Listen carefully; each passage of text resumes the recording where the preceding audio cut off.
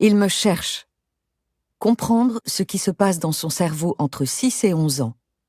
D'Isabelle Filiosa, lu par Marie-Ève Dufresne. Les émotions ne sont que des émotions, c'est-à-dire des réactions qui surgissent et qui passent. Et pourtant, elles nous inquiètent, nous désarment. Plus les enfants sont jeunes, plus ils manifestent bruyamment, leur néocortex ne leur permettant pas encore de tempérer les réactions de leur cerveau émotionnel. Nous interprétons les pleurs comme de la souffrance et cherchons à les calmer. Les cris de joie nous percent les oreilles. Les fureurs nous fâchent.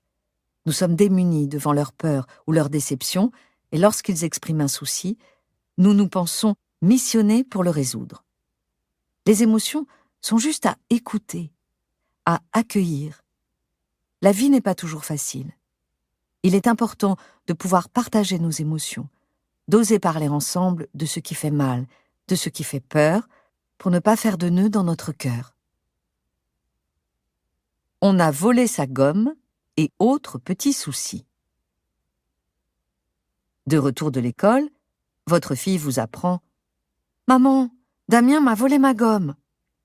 À cette annonce, plusieurs réponses peuvent vous venir à l'esprit. « Pas étonnant, tu laisses tout le temps traîner tes affaires. »« C'est pas si grave. »« Ne t'inquiète pas, je vais t'en acheter une autre. »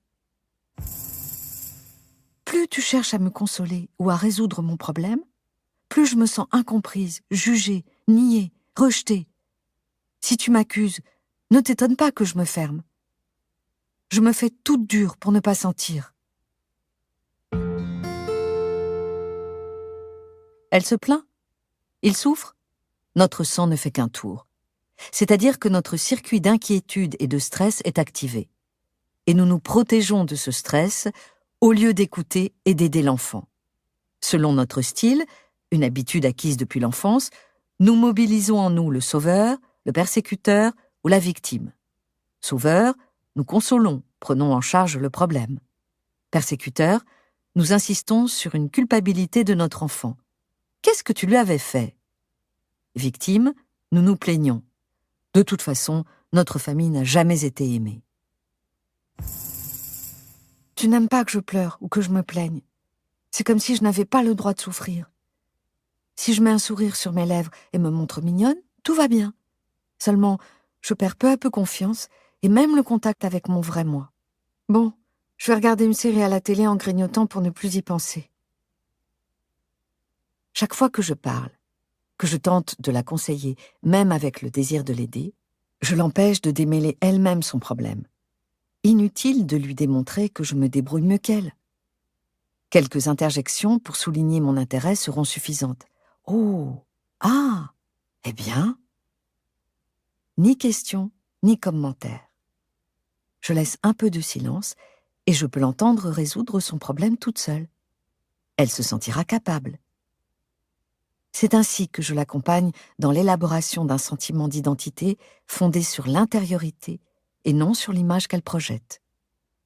Après un temps de reconnexion pour restaurer le lien, je pourrais décrire ce que je vois et reconnaître ses émotions. Il pleure. Alors que vous êtes dans la cuisine, occupé à vos tâches quotidiennes, votre fils vient vous voir, visiblement abattu. « Victor m'a traité de débile au foot !» Plusieurs réponses peuvent vous venir. « Ne t'inquiète pas, ça lui passera. Tu avais dû l'embêter avant. »« Mon pauvre petit chou !»